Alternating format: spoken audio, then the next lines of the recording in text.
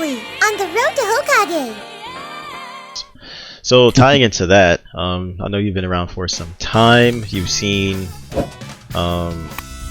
essentially every generation of Dead or Alive in terms of talent. Because I'm pretty sure you played since the launch of online play. So dating back to all the competitive players from the present and to the future, I'm gonna put you on the spot here. Who would be, or who's your DOA Mount Rushmore?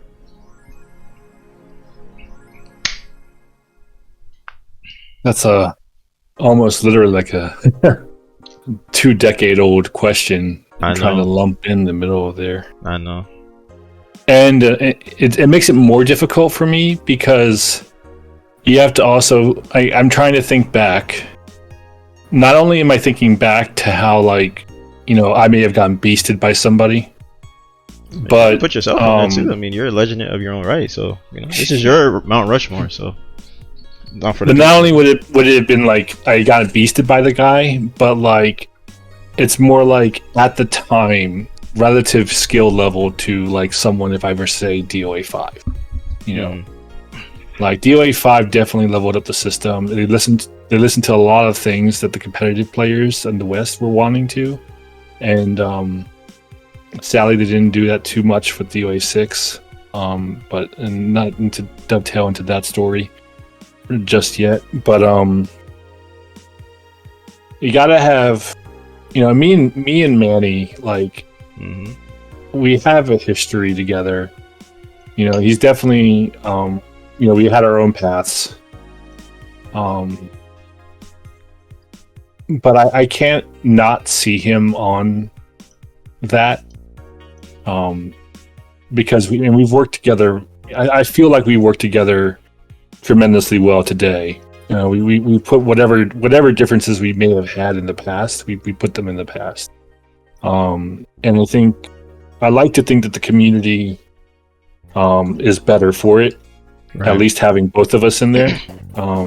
Because I know there's people who ups and downs with Manny, but like I think overall in the 20 years that I've known the guy, he'd be up there definitely. Yeah, he's I really did enjoy his match versus Taylor Rock at like NEC. I don't remember which. Yeah, I actually have that footage on one of my combo trailers.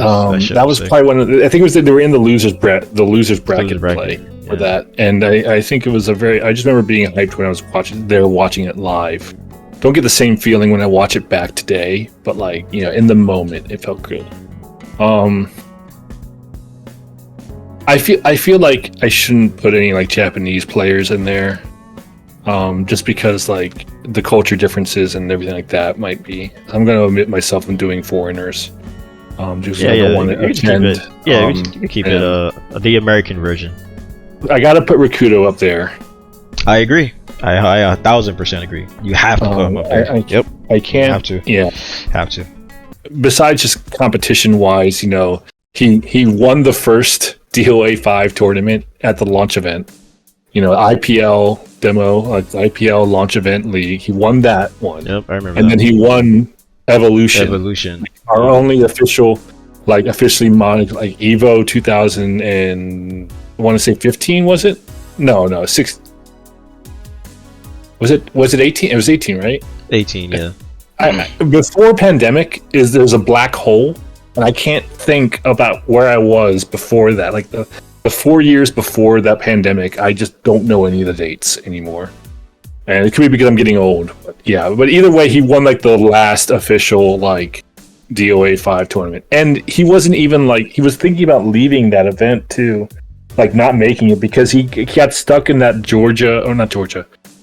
North Carolina rally airport. Don't ever fly in there if you can avoid it. You can't for CES, but like if you can avoid it, don't ever fly. They did the same thing to me a year later, but like he just basically got screwed over.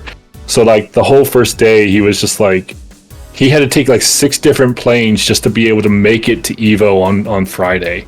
Where they were fortunate enough, they were like, "Hey, we moved him to a different pool," and someone else was willing to switch pools with him, and you know. Came in and just basically almost literally like ran the pool matches right off the plane, and he after flying almost 24 hours straight, 6 different airplanes, like he shows up and just clears out his pool, doesn't lose a match. He might have lost a match, but he doesn't lose a set, right? And stayed in the winners bracket the whole time. I think, but I don't remember exactly. I'm pretty sure he won. I'm pretty sure he stayed in winners the whole time. Did he? Or did he? I can't remember now. I'd have to go back. It's a good top 8, a really good top 8. But I had to put Rakudo up there.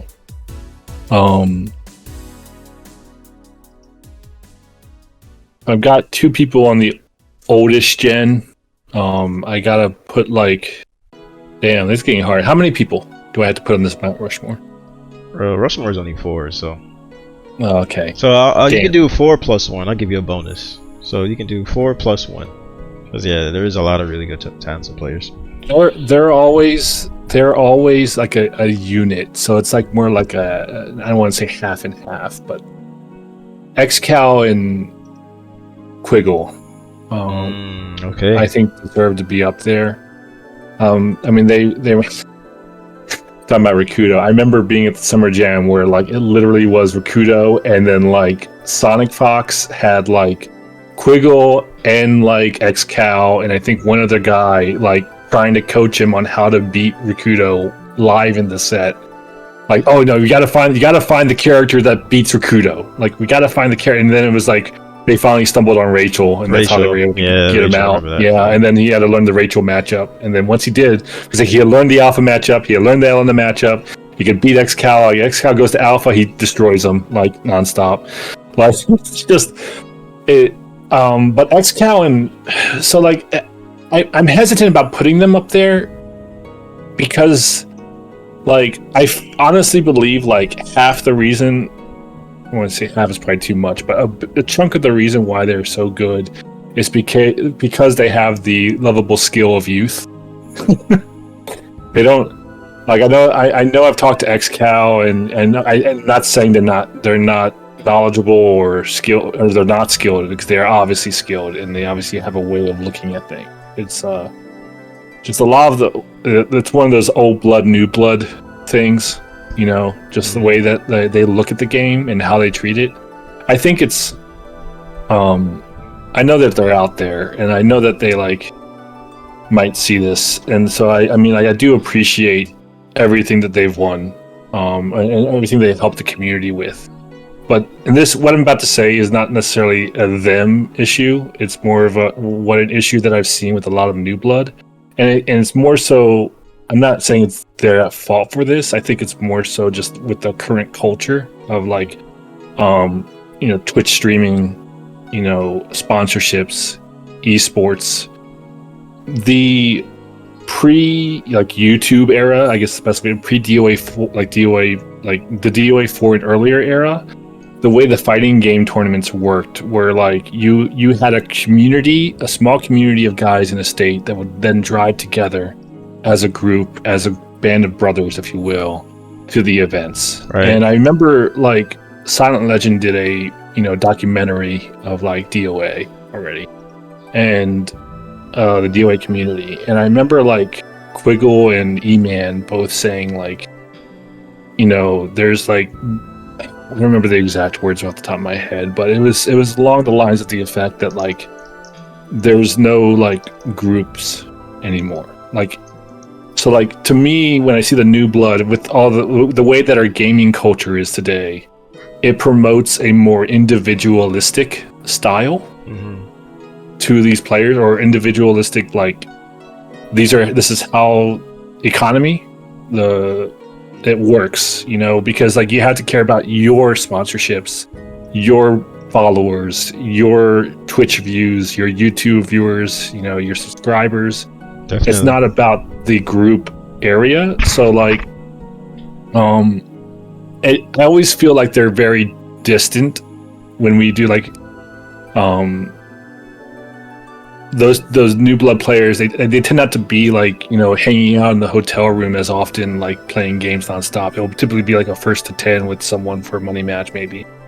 but like I Yeah, never that's really just- felt like that they were like socializing as much. Yeah. They were looking as like I would get the feeling, and I've told this to them, that like if me or Master left the community, like they wouldn't be willing to pick up the reins for what me and Master would do to allow these opportunities for all these players to come in.